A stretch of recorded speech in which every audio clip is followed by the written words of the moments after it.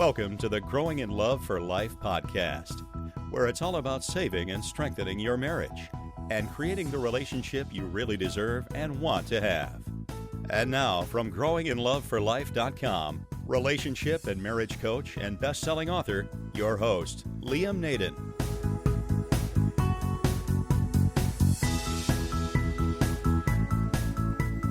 This is episode 22 of the Growing in Love for Life podcast. Hi everyone, it's Liam Naden here. Welcome back to this episode of our podcast. And just a reminder, of course, that these podcasts are now happening every 2 weeks rather than every week. As I explained in the last podcast, my time is just getting a little bit taken up with helping people in my Save Your Marriage program, and of course these people are my priority, and I still want to bring you some real quality information in these podcasts. So they do take me a bit of time to put together, and I want to continue to be able to put the time into these podcasts. So anyway, this week I want to talk about something which I've called the essential ingredient for saving and strengthening your marriage. And I was thinking about this because so many people contact me or they join my Save Your Marriage program who are really desperate to save your marriage. And maybe you're in this situation, but these are people who are usually experiencing all sorts of problems and they're very unhappy. So, the communication might have broken down with their spouse, totally. Or all their love and intimacy might have gone from their relationship, and it could even be at the stage where their husband or their wife or even themselves is having an affair, or at least thinking about having an affair anyway. So people are obviously wanting a solution, and they want their marriage to be happy again. They want their husband or their wife to be in love with them again. They want an affair, if that's what's happening. They want that to stop. They want their problems to stop, and they want to go back to having a happy marriage. And I'm sure you're probably in that situation if you're listening to this as well. But there are a couple of things that I've really noticed, and that is, firstly, that most people are only willing to do something about saving and strengthening their marriage when things have reached a crisis point. In other words, when they're looking at their marriage ending, like if not immediately, then very, very soon. And it could be that their spouse has told them they want to leave, or they've had enough, or that they're having an affair, or the person is frightened that their spouse is going to have an affair if it hasn't already. So that's the first thing. Most people are only willing to do something when things have reached a crisis point.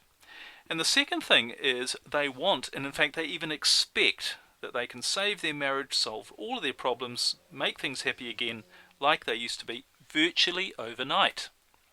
So they want to stop their spouse from leaving. They want to stop the affair. They want to be happy again, and they want it now.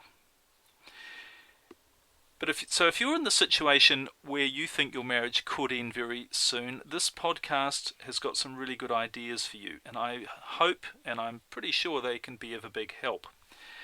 And if you're not in the situation that your marriage is looking like ending soon, if you're not in an absolute crisis point right now, but things are still going downhill for you and you don't like where things are heading, then I think you're also going to get a lot of value from the things I'm sharing here. But if you're not in a crisis situation, there's one thing I'll add, and that is, please don't leave it until you are in a crisis situation. Don't leave it until the last minute to do something to improve your marriage and sort out your problems. Because the sooner you do something, the easier it is, and it's much easier as well. So if you're in that situation, also please consider joining my Save Your Marriage Relationship Transformation program, because it's not just for people whose marriage is just about to go off the cliff. In fact, some of the best results I've had with the program have been with people who got to work on their marriage when they started to feel that things weren't right. And when you're in that situation, it's so much easier to get things back on track again. But either way, whether your marriage is in an immediate crisis point or not, I think you're going to find what I'm going to share with you today is pretty interesting, and my hope is that it's useful to you as well, obviously. So let's get started with looking at what I think is the essential ingredient for saving and strengthening your marriage. Now, if you've listened to any of my earlier podcasts, and and it's amazing to me in a way. We're up to episode number 22 already. But if you've listened to any of the early ones, you'll know that I believe there are really only two things to do if you want to save your marriage and to turn it into the only sort of marriage worth having, which is a great one. And the first thing is, you have to find out the wrong things that you have been doing, and you have to stop doing them. That's the first thing. Find out what the wrong things are and stop doing them. And secondly, find out what the right things are to improve your marriage, to save it, to strengthen the relationship between you and your spouse, to stop the pain, stop the problems. Find out what the right things are that you haven't been doing, or that perhaps you used to do and you've stopped doing. So find out what those things are and start doing them. So really they're the only two things you need to do. And in fact, this is clearly the formula, I think, for success, not only in your marriage, but in any area of your life. And that's obviously what I'm trying to give you in these podcasts and in my Kindle books, and in a much more powerful and systematic way in my Save Your Marriage program. But I'm trying to give you ideas on the right things and the wrong things. And that's what you need to find out. You need to find out what's helping your marriage and what's harming your marriage. And start doing the right things. And unfortunately, these things are often the opposite of what we think they are, and that's one of the reasons I think that many people, in fact most people who are in an unhappy marriage, it's the reason they stay stuck and they feel powerless as they watch their spouse leave them or their marriage fail. It's literally they just don't know what to do, or perhaps they try really hard to do things and it still falls apart because they're simply not doing the right things, the things that actually work. Alright, but once you've discovered the right and the wrong things to do and not to do, and you're acting accordingly, here's the thing, and this is the essential ingredient that so many people leave out, but I think it's really critical to success, and it's simply this: give it time. Give it time. You know, we live in an instant gratification society, and this focus on getting what we want right now, I think, is one of the most harmful things to us personally and also to society as a whole. And people are constantly being bombarded with this idea that not only should we want something, but that we should expect to get it straight away. I mean, think of infomercials. They're a good example, or really any form of advertising. You know, we get messages such as, use this machine for only 3 minutes a day and look fabulous in a week, or put on this makeup and look 10 years younger, or try this really easy diet and lose 20 pounds before you know it, or even get rich now by doing this simple system. And the whole message is about instant and almost effortless, if not totally effortless, results. But the truth is, it's just not like that in the real world.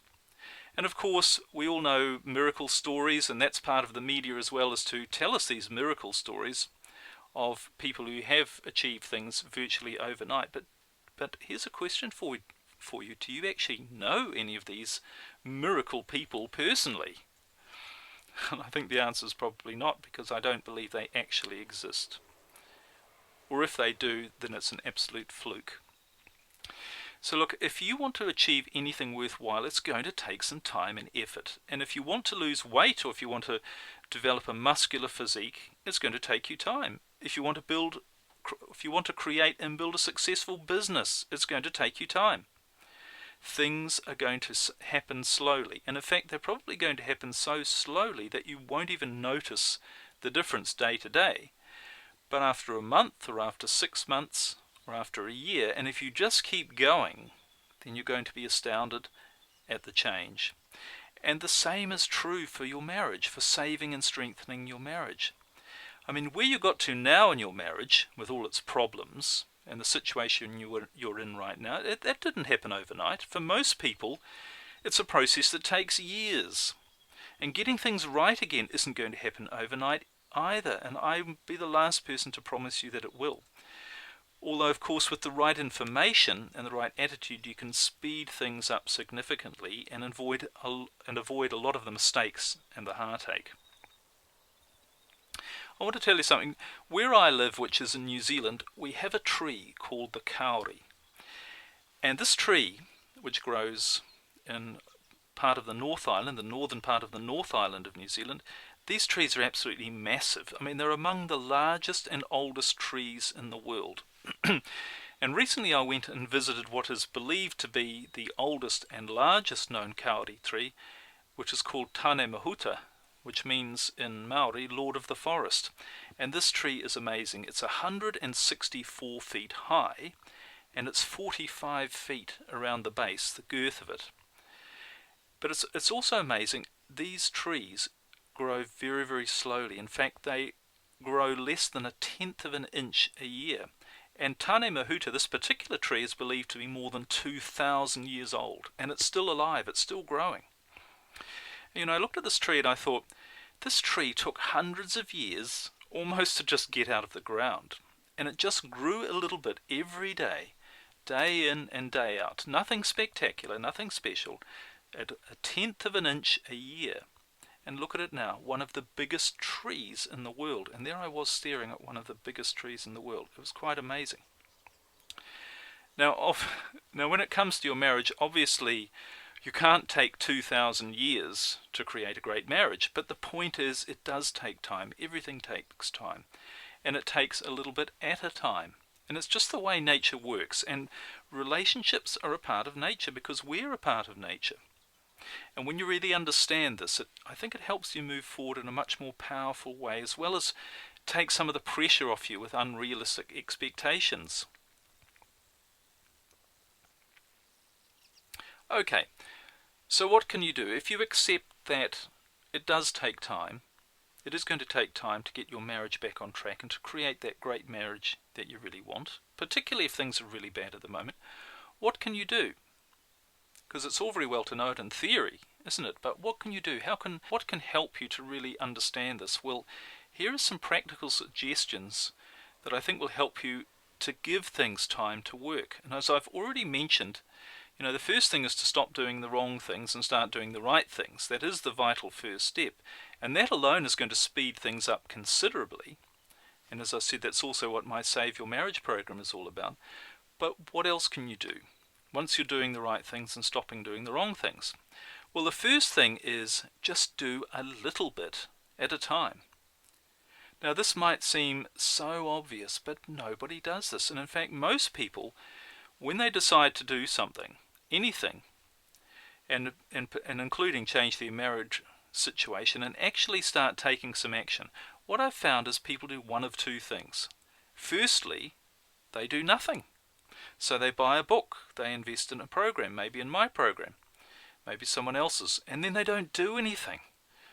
And, you know, it's as if all of their effort was used up in just taking the decision to do something. And then they do nothing else. And it's almost like one of life's great mysteries, but it is what happens. And in case you're wondering whether this is true or not, let me ask you, have you ever bought something and never used it? Or maybe only once or twice? Maybe a book or even an exercise machine? The world is full of books and exercise machines that have never been opened or used. Interesting, isn't it? Alright, so that's the first thing people do when they decide they're going to take some action. They do nothing. Now, the second thing is that if people don't do that, and that is most people, so say if 90% or 95% of people do nothing, then I'd say another 4.5% of people do this, and that is they put in a big effort at the start and then they stop. So they put in all of this effort, they decide they're going to do something about it, maybe they've reached a crisis point, but they've come to the decision they're going to do something about it, and they take some action and they buy a program or they buy a book, and they get into that very small percentage who actually read the book or work on the program, and they put a huge amount of effort in to start with, and then very quickly they stop. But here's the thing, there's only a very, very small percentage of people who buy something, use it, take action, and apply it consistently over a period of time. And it's so much easier and far more effective to do it just a little bit at a time. Because what happens when you do it a little bit at a time, it also becomes a habit. And that's one of the reasons my Save Your Marriage program is a 30-day program, because what we do each day is just a little bit which builds on the day before, both on your understanding and your actions. So at the end of 30 days, you're quite a different person. So that's the first thing. Do a little bit at a time. Don't rush in. First of all, do something. Take action. Nothing's going to change if you don't take any action, but realize you don't need to do it all at once. And if you try to do it all at once, chances are you're going to fizzle out very quickly. So just do a little bit at a time. Now the second thing, and this is related in a way, but the second thing is never give up. And again, I've talked about this quite a bit in previous podcasts, but from my perspective, from what I've seen, there are actually only two reasons that I've ever seen why a marriage can't be saved. And the first reason is that both spouses give up. Now maybe you're listening to this because your spouse has given up on your marriage. Maybe your husband or your wife wants to end it and you don't. But once you give up, then your marriage is going to end, guaranteed. So that's the first reason of why that I've seen why marriages can't be saved, is when both people have decided to give up. And the second reason why your marriage can't be saved, from what I've seen, is if you decide that you don't want to save it anyway. It's when you come to the conclusion that maybe it just isn't worth the effort, or it's not the right marriage for you anyway, or that you've just realized you can never really be happy in that marriage, and that you're only going to really be happy if you go and find someone else. And this is actually a very positive thing. I think it's great, because it's your happiness is what it's all about at the end of the day, and you're never going to make anyone else happy unless you're happy. And there's nothing wrong with admitting and realizing and understanding that you're not in the right marriage for you or for your spouse as well. In fact, a number of people who've been through my program, the Save Your Marriage program, have come to this conclusion and have gone on to become much stronger and happier and more successful people with someone else.